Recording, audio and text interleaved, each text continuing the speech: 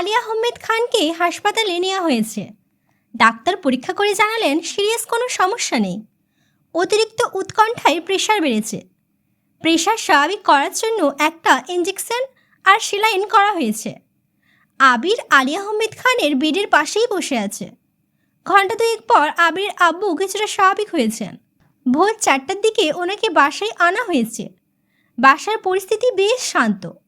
আবির আগেই ফোন করে জানিয়েছিল তেমন কোনো সমস্যা নেই। হালিমা খান, আকলিমা খান সোফায় বসে আছেন। মিম আদি ঘুমিয়ে, মালিহা খান ঘুমাচ্ছেন। মেঘ ওনার চুলে তেল দিয়ে মাসাজ করে দিচ্ছে। রুমে ঢুকতে গিয়ে সে দৃশ্য দেখে আবিরের ঠোঁটের কোণে হাসি ফুটল। আলিয়া আহমেদ খান বিছানায় শুয়ে নিরুদ্দাম কণ্ঠে বললেন, আবির, তোমার সাথে আমার কথা আছে। আবির খুব ভালো করেই বুঝতে পারছে তার আব্বু কোন বিষয়ে কথা বলতে চাচ্ছেন, কিন্তু এই অবস্থায় কথা বলা একদম ঠিক হবে না। তাড়াতাড়ি ডাক্তারের কাছে নিয়ে যাওয়াতে বড়সড় কোনো সমস্যা হয়নি। আর একটু দেরি হলে হার্ট অ্যাটাক অথবা স্ট্রোক পর্যন্ত হতে পারত। আবির গম্ভীর স্বরে জানালো, আপনার এখন ঘুমানো দরকার, কথা পরেও শোনা যাবে। আলিয়া আহমেদ খানের ভেতরটা ছটফট করছে, খুব অস্বস্তিতে ভুগছেন। আকুল কণ্ঠে বললেন, খুব গুরুত্বপূর্ণ কথা, শোনো। আবির কিছুটা নিচু হয়ে আলিয়া আহমেদ খানের হাতটা শক্ত করে ধরে আব্বুর চোখে চোখ রেখে অক্লিষ্ট কণ্ঠে বলল, আমি বললাম তো শুনব, কিন্তু এখন না। আপনি ঠান্ডা মাথায় ঘুমান, আমি এখানেই আছি। আপনার যখন ঘুম ভাঙবে আমি তখনই শুনব। আবির একটা চেয়ার এনে বিছানার পাশে বসে আব্বুর মাথায় হাত বুলিয়ে দিচ্ছে। অন্যদিকে মেঘ বিছানার অপর পাশে বসে বড় আম্মুর মাথায় ম্যাসাজ করে দিচ্ছে। মালিহা খানকে ঘুমের ওষুধ খাওয়ানো হয়েছে, তাই কিছুই টের পাননি। কিছুক্ষণের মধ্যেই আলিয়া আহমেদ খান ঘুমিয়ে পড়েছেন। আবির তখনও মাথার কাছেই বসে আছে। আচমকা আবিরের নজর পড়ে মেঘের দিকে। ছোট ছোট দুটা হাতে কত সুন্দরভাবে চুলে ম্যাসাজ করে দিচ্ছে। আবিরের দৃষ্টি স্থির হলো।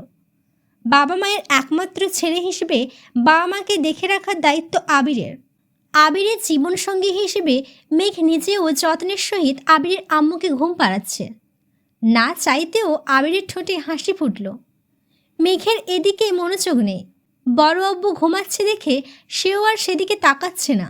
আবির হাসি আড়াল করে স্লোথ গতিতে বলল, তুই ঘুমাতে যা, আমি আছি, সমস্যা নেই। আমার ঘুম পায়নি, ঘুম পেলে না হয় চলে যাব। সকাল হতে চলল, তোর ঘুমানো উচিত। মেঘ ধীর সুস্থে বলল, ঘুমানো তো আপনারও উচিত। এত রাত পর্যন্ত সোফায় বসেছিলেন, রুমে গিয়ে আদেও ঘুমিয়েছেন কি না কে জানে। আপনার চোখ লাল হয়ে আছে, স্পষ্ট বোঝা যাচ্ছে ঘুমের প্রয়োজন। কই, আপনি তো ঘুমাতে যাচ্ছেন না। আবির নীরবে হেসে সাবলীল ভঙ্গিতে বলল, বাহ, এত সূক্ষ্ম নজরদারি কবে থেকে শুরু করলি? মেঘ বিড়বিড় করে বলল, আপনি দেশে ফেরার পর থেকেই। আবিরের ফোন ভাইব্রেট হচ্ছে। পকেট থেকে ফোন বের করতেই দেখলো ফুপ্পি কল দিচ্ছে। আবির যেই উঠাতে যাবে খেয়াল হলো আলিয়া আহমেদ খান আবিরের হাত ধরে রেখেছেন। আবির হাতের দিকে তাকালো। আব্বুর হাত ছাড়িয়ে বের হওয়ার সাধ্য তার নেই, তাই মেঘের দিকে ফোন এগিয়ে দিয়ে তপ্তস্বরে বলল, সাবধানে কথা বলিস। মেঘ ফোন হাতে নিতে স্ক্রিনে ফুপ্পি লেখা দেখে তড়িঘড়ি করে বিছানা থেকে নেমেই রুম থেকে বেরিয়ে গেল।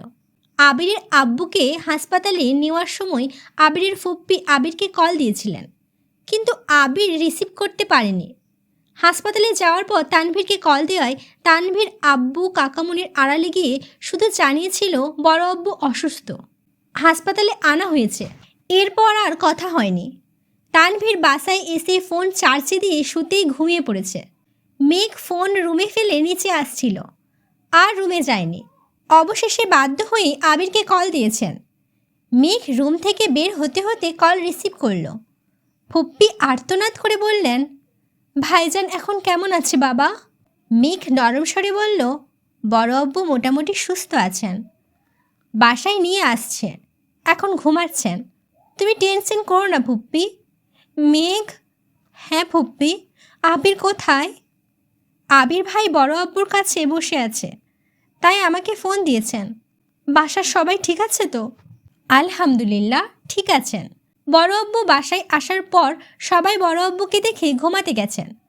তোর আব্বু কেমন আছে? আব্বুর কথা কি বলবো, সেই যে চুপ করেছেন, এখনো পর্যন্ত কারোর সাথে কথা বলছেন না, আম্মুর সঙ্গেও কথা বলছেন না। তুমি চিন্তা করো না ফুপ্পি, নিজের যত্ন নিও, এখন ঘুমিয়ে পড়ো। আচ্ছা, তোরাও সাবধানে থাকিস, সম্ভব হলে আবিরের একটু যত্ন নিস, ছেলেটা মাত্রাতিরিক্ত দুশ্চিন্তা করে। আমার কথা শুনবে নাকি? এক ধমক দিয়ে 10 হাত দূরে ফেলে দেবে। মাহমুদা খান মৃদু হেসে বললেন, তুই বুঝাইয়া বলিস। আচ্ছা বলবো, এখন রাখছি, আল্লাহ হাফিজ। আল্লাহ হাফিজ।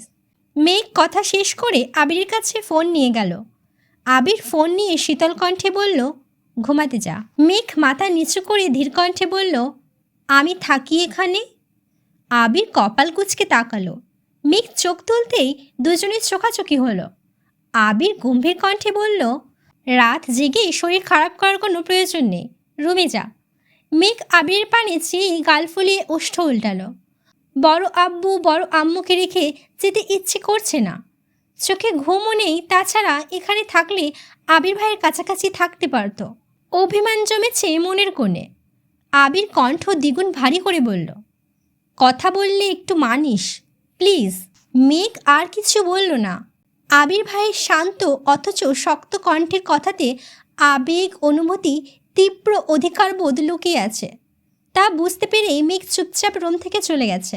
হাত মুখ ধুয়ে উঁচু করে নামাজ পড়ে একেবারে শুয়েছে, কিন্তু চোখে বিন্দুমাত্র ঘুম নেই। গতকালের ঘটনাগুলো বারবার মাথায় ঘুরছে। গোমরামুখ আবির ভাইয়ের পরিবর্তনটা আজ মেঘের মনে বারবার খোঁচা দিচ্ছে। আবির দেশে আসার পর মেঘের সঙ্গে তেমন কথাই বলতো না, বললেও চোখে মুখে সবসময় রাগ ক্রোধ থাকতো। হুটহাট ধমক দিয়ে বসত। অথচ ধীরে ধীরে আবির কেমন যেন পরিবর্তন হয়ে যাচ্ছে। এখন আর আগের মতো রাগ দেখায় না, মেঘের ওপর শুধু শুধু চেঁচায় না। কিছু জিজ্ঞেস করলে শীতল কণ্ঠে উত্তর দেয়। আজ যত্ন তো কয়েক গুণ বেড়ে গেছে। আবিরকে নিয়ে ভাবতে ভাবতেই মেঘ ঘুমিয়ে পড়েছে। প্রায় 8টা নাগাদ মালিহা খান সজাগ হয়েছেন। আবির তখনও চেয়ারে হেলান দিয়ে বসে আছে। মালিহা খান শোয়া থেকে তাড়াতাড়ি উঠে বসলেন। উদ্বিগ্ন কণ্ঠে আবিরকে প্রশ্ন করলেন, তোর আব্বুকে নিয়ে কখন বাসায় আসছিস? ডাকিসনি কেন আমায়? 4টার দিকে আসছি, তুমি ঘুমাচ্ছিলে তাই ডাকিনি। তোর আব্বু ঠিক আছে তো? আলহামদুলিল্লাহ, একদম সুস্থ আছে, শুধু প্রেশারটা একটু বাড়তি। আজেবাজে চিন্তাভাবনা বাদ দিতে বলেছেন। মালিহা খান করুণ দৃষ্টিতে আবিরের মুখের পানে তাকিয়ে আছে। তারপর মোলায়েম কণ্ঠে শুধালেন, সারা রাত ঘুমাসনি? না, রুমে গিয়ে একটু ঘুমিয়ে নে, আমি আছি তোর আব্বুর কাছে। সমস্যা নেই, আব্বু উঠুক পরে যাব। মালিহা খান তেমন জোর করলেন না। বাবার অসুস্থতায় ছেলে পাশে থাক, এটা সব মায়েরাই চাইবে। মালিহা খান উঠে ফ্রেশ হয়ে রান্নাঘরের দিকে চলে গেছেন। ততক্ষণে সকালে নাস্তা প্রায় রেডি হয়ে গেছে। বাড়িতে একজন হেল্পিং হ্যান্ড আছেন, যিনি প্রায় 15 বছর যাবৎ এই বাড়িতেই থাকেন। ওনার নাম খোদেজা। ওনার হাজবেন্ড এই বাড়ির দারোয়ান। বাড়ির দেখাশোনা ওনারা দুজন মিলেই করেন। ওনাদের 2 জন মেয়ে। বড় মেয়ের বিয়ে হয়ে গেছে, ছোট মেয়েটা এবার ক্লাস 6-এ পড়ে। তাদের খাওয়া দাওয়া থেকে শুরু করে মেয়ের পড়াশোনার খরচ সহ সব দায়িত্বই আবিরের আব্বুর। আবিরদের মেইন গেটের পাশেই ওনাদের থাকার জন্য 2টা রুম করে দিয়েছেন। উনি সব কাটা বাছা করে দেন, কিন্তু রান্না বেশিরভাগ সময় মালিহা খান নিজেই করেন। মালিহা খানের রান্না ছাড়া আবিরের আব্বু খেতে পারেন না। অসুস্থতার কারণে সব রান্না করতে না পারলেও আলী আহমেদ খানের জন্য অল্প স্বল্প রান্না মালিহা খানই করেন। এখন বেশিরভাগ রান্না হালিমা খান করেন। রান্না করাটা হালিমা খানের শখ। নতুন নতুন রেসিপি বানানো, বাড়ির সবাইকে তা খাওয়াতে ওনার বেশ ভালো লাগে। অন্যদিকে আকলিমা খান রান্না পারেন না বললেই চলে। মালিহা খান বা হালিমা খান রান্না করলে উনি শুধু দাঁড়িয়ে দাঁড়িয়ে দেখেন, মাঝে মাঝে লবণ চেক করেন। বড় 2 বউ অসুস্থ থাকলে বাধ্য হয়ে খদিজা আফার সহযোগিতায় রান্না করেন, তবে তা খাওয়ার যোগ্য হবে কিনা সে বিষয়ে সবসময় চিন্তিত থাকেন। আবির আসার পর আরেকজন হেল্পিং হ্যান্ড এসেছে। উনি 2 থেকে 3 ঘন্টার জন্য এসে ঝাড়া মোছা কাপড় ধোয়ার সাথে অন্যান্য কিছু কাজ করে দিয়ে যান। আজ মালিহা খান হালিমা খান দুজনেই উঠতে দেরি করেছেন, তাই আকলিমা খান আর খাদেজা আপা মিলে নাস্তা রেডি করেছেন। মালিহা খান রান্নাঘরে এসে আবিরের জন্য হালকা নাস্তা দিয়ে রুমে চলে গেছেন। আম্মুর কর্মকাণ্ডে আবির বিরক্ত হয়ে বলল, তোমাকে নাস্তা আনতে কে বলেছে? ভালো না লাগলে শুয়ে ঘুমাও। তোর আব্বুর জন্য রান্না করতে হবে, এই অবস্থায় রান্না করতে যাবে? ওরা সব রেডি করে রেখেছে, শুধু রান্নাটা করব। আবির রাগান্বিত কণ্ঠে বলল, যা খুশি করো, তোমাদের কাউকে কথা মানাতে পারলাম না। আবির দীর্ঘশ্বাস ছাড়ল। মালিহা খান খানিক হেসে বেরিয়ে গেলেন। মালিহা খান ড্রয়িং রুম পর্যন্ত যেতেই মেঘ নেমে আসলো। মালিহা খানের আগে রান্নাঘরে ছুটে গেল। সবাই আলী আহমেদ খানের রান্নার বিষয়ে কথা বলছিল। মেঘ উত্তেজিত কণ্ঠে বলল, বড় আব্বুর জন্য আজ আমি রান্না করব। আকলিমা খান হেসে বললেন, মেঘ, তুই রান্না কবে শিখলি? আজকে শিখবো, তারপর রান্না করব। মালিহা খান তটস্থ হয়ে বললেন, না রে মা, তোর রান্না করতে হবে না। তোর বড় আব্বু এমনিতেই অসুস্থ, রান্না ভালো না হলে খেতে পারবে না। রান্না একবারই ভালো না হলে প্রয়োজনে 5 বার করব, তবুও আমি রান্না করব। তুমি শুধু বসে বসে আমায় দিক নির্দেশনা দিবে। মা রে, পাগলামি করিস না। মেঘ শক্ত কণ্ঠে বলা শুরু করলো, ডিসিশন ফাইনাল, রান্না আমি করব। আমি এই বিষয়ে আর কোনো কথা শুনতে চাই না। তোমরা সবাই রান্নাঘর থেকে যাও, ডাইনিং থেকে নির্দেশনা দিলেই চলবে। বড় আব্বু, আব্বু, আবির ভাই যেভাবে নিজের মর্জি চালান, মেঘও আজ ঠিক সেভাবেই বলেছে। মালিহা খান সহ বাকিরাও আশ্চর্য নয়নে মেঘকে দেখছে। সামান্য নুডলস করতে গেলে যে মেয়ে 10 বার আম্মু, বড় আম্মু অথবা কাকিয়াকে ডাকতে থাকে, সে আজ রান্নার জন্য সবাইকে রান্নাঘর থেকে বের করে দিচ্ছে। ভাবা যায়? মালিহা খান ডাইনিংয়ে বসেই মেঘকে নির্দেশনা দিচ্ছে।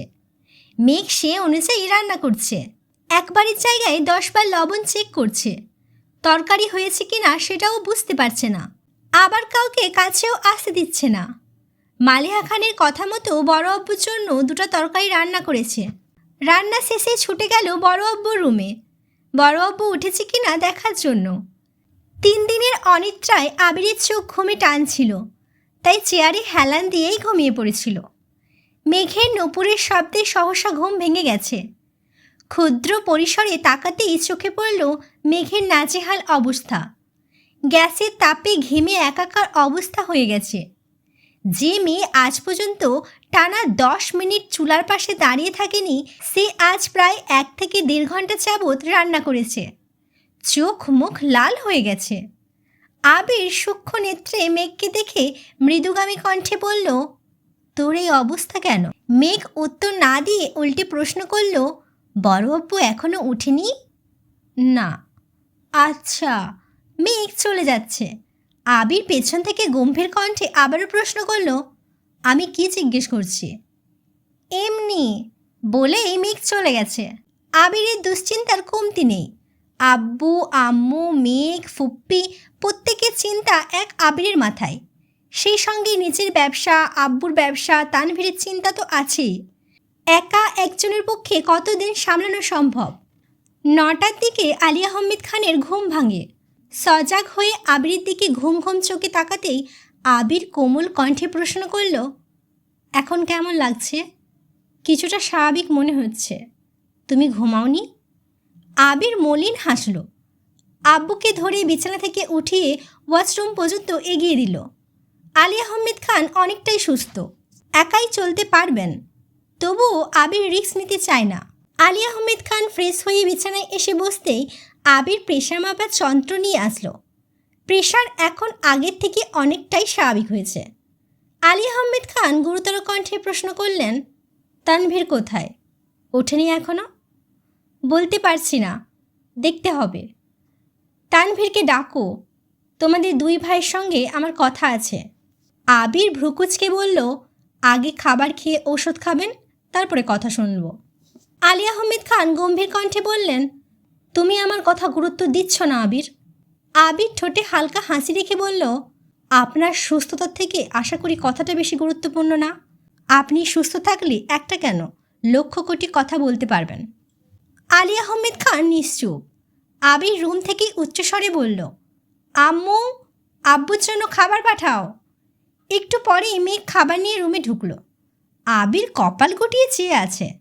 মেঘ ভাতের প্লেট রেখে আবারও ছুটল, একে একে সব নিয়ে আসছে। মালিহা খান রুমে এসে বিছানার পাশে বসে আবির আব্বুর সঙ্গে কথা বলছে। এই সুযোগে আবির মেঘের দিকে তাকিয়ে ভ্রু নাচালো। মেঘ শুধু মুচকি হাসল। আবিরের মাথায় কিছুই ঢুকছে না। মালিহা খান এবার খাবারের প্লেট এগিয়ে দিয়ে উদ্বিগ্ন স্বরে বলল, নিন, খেয়ে বলুন রান্না কেমন হয়েছে। আলী আহমেদ খান অল্প খেয়ে কপাল খানিকটা কুঁচকালো। সে দৃশ্য দেখে ভয়ে মেঘের বুক কেঁপে উঠেছে। স্বয়ং আবির ভাই এখানে উপস্থিত। রান্না খারাপ হলে আজ খবরই আছে। আলী আহমেদ খান আরেকটু হেসে হাসি মুখে বললেন, আজকে রান্নার স্বাদ অন্যরকম। এ রান্না তো তোমার না, কে করেছে? মালিহা খান চোখের ইশারায় মেঘকে দেখালো। আলী আহমেদ খান অবাক চোখে মেঘের দিকে তাকালো। আলী আহমেদ খানের থেকেও কয়েক গুণ বেশি অবাক হয়েছে আবির। বিপুল চোখে তাকিয়ে আছে মেঘের দিকে। মেঘ লজ্জায় মাথা নিচু করে রেখেছে। আলী আহমেদ খান খেতে খেতে মেঘের প্রশংসায় পঞ্চমুখ। তা শুনে মেঘ লজ্জায় লাজুক লতার ন্যায় নুইয়ে পড়েছে। আবিরের বৃহৎ আখি যুগল মেঘেতে স্থির হয়ে আছে। মেঘ রান্না করেছে, এটা আবিরের কাছে অবিশ্বাস্য ঘটনা। সহসা আবিরের মনে দুশ্চিন্তা হানা দিল। তীক্ষ্ণ দৃষ্টিতে মেঘকে আপাত মস্তক পরখ করতে লাগলো। রান্না করতে গিয়ে কোনো সমস্যা হয়েছে কিনা তাই দেখে নিল। আবিরের হৃদয় খুঁড়ে স্বস্তির নিঃশ্বাস বেরিয়ে আসলো। মনের ভেতর অন্যরকম ভালো লাগা কাজ করছে। প্রতিনিয়ত মেঘের বিস্ময়কর কর্মকাণ্ডে আবির অভিভূত হয়ে যাচ্ছে। মেঘের দায়িত্ববোধ, চলাফেরাতে আমূল পরিবর্তন, আচরণ, কথাবার্তাতেও আকাশ পাতাল পার্থক্য। ছটফটে অল্প বয়স্ক মেয়েটা কদিনেই কেমন যেন দায়িত্বশীল মেয়ে হয়ে উঠেছে। কথায় পূর্ণ ম্যাচিউরিটি, হুটহাট রেগে যায় না, রাগলেও তা নিয়ন্ত্রণ করতে শিখে যাচ্ছে। আবিরের আব্বু আম্মুর প্রতি যত্ন দেখে আবির নবরূপে অষ্টাদশের প্রেমে পড়েছে। আবির ভাবতেও পারেনি তার ছোট্ট চড়ুই পাখি এত দ্রুত বদলে যাবে। প্রেমিকা সুলভ আচরণের মেয়েটা দিনকে দিন বইয়ের ন্যায় আচরণ করছে। অষ্টাদশীর উষ্ণ আওতায় আবিরের বক্ষ অনুষঙ্গে আন্দোলিত হয়। আলী আহমেদ খানের খাওয়া প্রায় শেষের দিকে। আবির গলা খাকারি দিয়ে মেঘকে উদ্দেশ্য করে বলল, তানভীর উঠেছে কি না দেখে আয়, উঠলে বলিস রুমে আসতে। মেঘ আচ্ছা বলে চলে গেছে। এর মধ্যে মোজাম্মেল খান রুমে আসছে। ভোরবেলা একবার দরজা পর্যন্ত এসেছিল। বড় ভাই ভাবির রুম, তাই ভেতরে আসেনি। দরজার বাহির থেকেই আবিরের সঙ্গে কথা বলে চলে গেছিল। মোজাম্মেল খান আসতেই আলী আহমেদ খান শান্ত স্বরে বললেন, আয়, ভেতরে এসে বস। এরই মধ্যে তানভীর আসলো। খাবার শেষ হতেই মেঘ প্লেট নিয়ে চলে গেছে। আবির আব্বুকে ওষুধ এগিয়ে দিয়ে পুনরায় চেয়ারে বসেছে। তানভীর আবিরের পিছনে দাঁড়ালো। মালিহা খান আলী আহমেদ খানের পাশেই বসা। মোজাম্মেল খান বিছানা থেকে কিছুটা দূরে চেয়ার নিয়ে বসেছেন। মেঘ দরজায় এসে দাঁড়িয়েছে। পরিবেশ কেমন যেন স্তব্ধ। আলী আহমেদ খান হঠাৎই দীর্ঘ নিঃশ্বাস ছেড়ে তপ্তস্বরে জিজ্ঞেস করলেন, গতকাল রমনা পার্কে মহিলাকে দেখেছিলে তোমরা? আবির তানভীর দুজনেই একসঙ্গে ওপর নিচে মাথা নাড়ল। আবির মৃদুস্বরে বলল, জি। আলী আহমেদ খান ঢোক গিলে অনুষ্ক স্বরে বললেন, উনি তোমাদের ফুপ্পি হয়, আমাদের একমাত্র বোন। আবির আর তানভীর দুজনেই নিরুদ্বেগ, কেউ কোনো কথা বলছে না। দরজার পাশে মেঘ নিশ্চুপ দাঁড়িয়ে আছে। আলী আহমেদ খান একে একে সম্পূর্ণ ঘটনা খুলে বললেন। তানভীর আবির আগে ফুপ্পির দিক থেকে ফুপ্পির সব ঘটনা শুনেছে, আর আজ আলী আহমেদ খানের মুখ থেকে সব শুনেছে। তারা আগে থেকেই ঘটনা জানে, এরকম কোনো রিয়াকশানই দেখায়নি, আবার কোনো প্রকার এক্সাইটমেন্টেও প্রকাশ করেনি। আলী আহমেদ খান ও মোজাম্মেল খান বোনের প্রতি নিজের আবেগ অনুভূতি প্রকাশ করেছে। আলী আহমেদ খান অবশেষে একটা কথাই বলেছেন, এই খানবাড়ি আমার অক্লান্ত পরিশ্রমে গড়ে উঠেছে। সে শুধু আমার বোনকে নেয়নি, আমার পরিবারের সুখ শান্তি কেড়ে নিয়েছে। আমি তাকে কোনো দিনও ক্ষমা করব না। আবির ভারী কণ্ঠে শুধালো, 28 বছরেও আপনার পরিবার পরিপূর্ণ হয়নি? আমরা কি তবে আপনার শান্তির কারণ নয়? আবিরের মুখে এমন কথা শুনে সকলেই আশ্চর্য নয়নে তাকিয়ে আছে। আবির এমন কথা বলার ছেলেই না। আলিয়া আহমেদ খান হেসে বললেন, তা কেন হবে?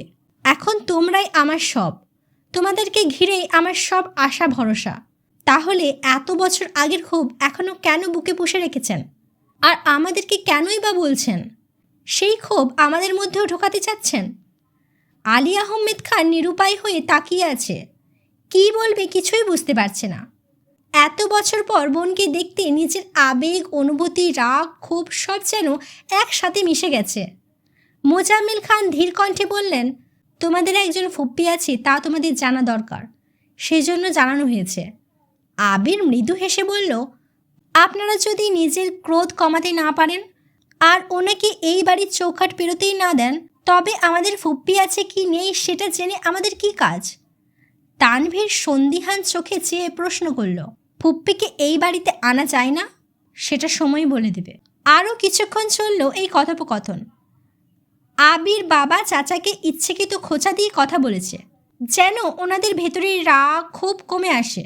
আবিররা ওনাদের সাপোর্ট করলে সেই রাগ কমার বদলে উল্টে বেড়ে যাবে। কথা শেষ করে আবির নিচের রুমে গিয়ে ফ্রেশ হয়ে শুয়ে পড়েছে। 3 দিনের ক্লান্তিতে চোখে ঘুম আছড়ে পড়ছে। অফিসে যাওয়ার বিন্দুমাত্র শক্তি নেই। রাকিবকে জানিয়ে দিয়েছে। সেই যে সকালে ঘুমিয়েছিল সেই ঘুম ভেঙেছে সন্ধ্যার আগে আগে। হাত মুখ ধুয়ে তাড়াতাড়ি নিচে আসছে। সারাদিন ঘুমের কারণে আব্বুর খোঁজ নিতে পারেনি। রুমে ঢুকতে গিয়ে দেখল আলী আহমেদ খান বিছানায় হেলান দিয়ে চোখ বন্ধ করে বসে আছেন। মেঘ পাশে চেয়ারে বসে বড় আব্বুকে পত্রিকা পড়ে শোনাচ্ছে। আবির তা দেখে রীতিমতো ভিমড়ি খেল। মেঘের প্রতি দুর্বলতা ক্রমশ বাড়ছে। আবির ধীর গতিতে রুমে ঢুকে আব্বুর পায়ের কাছে বসল। আস্তে করে ডাকল, আব্বু। আলী আহমেদ খান চোখ মেলে তাকালেন। সঙ্গে সঙ্গে মেঘের পত্রিকা পড়াও বন্ধ হয়ে গেছে। আবির ধীরস্থিরভাবে জিজ্ঞেস করল, এখন শরীর কেমন? আলহামদুলিল্লাহ, ভালো। আবির উদ্বিগ্ন কণ্ঠে শোধালো, ঔষধ? আলী আহমেদ খান মেঘের দিকে তাকিয়ে বললেন, আমার মাই খাইয়ে দিয়েছে। সারাদিন ধরে এখানে বসে আছে, রুমেই যাচ্ছে না। আবির কপাল কুঁচকে মনে মনে বিড়বিড় করে বলল, তোর ম্যাচিউরিটি আমায় প্রতিনিয়ত উন্মাদ করে তুলছে। এত ম্যাচিওর হয়ে যাচ্ছিস কেন তুই? সম্পূর্ণাঙ্গ বউ তো আমি চাইনি।